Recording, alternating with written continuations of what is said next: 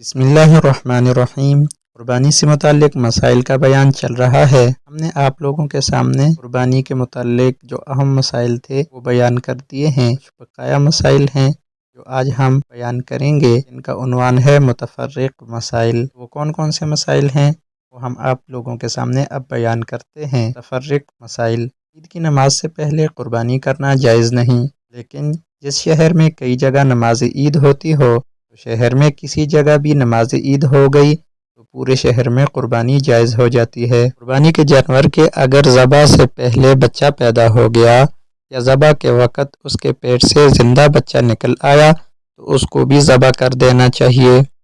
جس شخص پر قربانی واجب تھی، اگر اس نے قربانی کا جانور خرید لیا پھر وہ گم ہو گیا یا چوری ہو گیا تو واجب ہے کہ اس کی جگہ دوسری قربانی کرے۔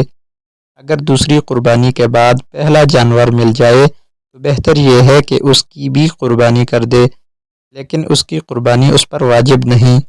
اور اگر یہ شخص غریب ہے جس پر پہلے سے قربانی واجب نہ تھی، نفلی طور پر اس نے قربانی کے لیے جانور خرید لیا، پھر وہ مر گیا یا گم ہو گیا تو اس کے ذمہ دوسری قربانی واجب نہیں۔ ہاں، اگر گم شدہ جانور قربانی کے دنوں میں مل جائے تو اس کی قربانی کرنا واجب ہے، اور ایام قربانی کے بعد ملے تو اس جانور یا اس کی قیمت کا صدقہ کرنا واجب ہے۔ اگر غریب آدمی جو قربانی نہیں کر سکتا، قربانی کرنے والوں کی مشابہت کے طور پر مرغی یا بطخ کی قربانی کرے تو یہ مکروہ ہے اور مجوسیوں کا طریقہ ہے۔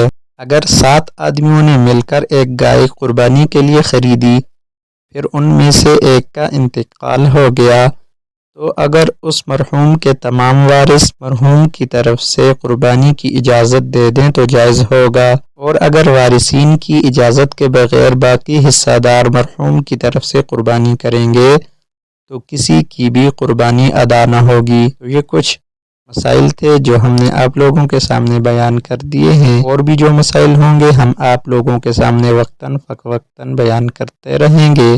اللہ تعالی ہمیں قربانی کے مسائل کو سیکھ کر سمجھ کر قربانی کو ادا کرنے کی توفیق نصیب عطا فرمائے، اور ہم سب کا خاتمہ ایمان اور اسلام کی حالت میں فرمائے، ہمیں دین اسلام پر استقامت نصیب عطا فرمائے۔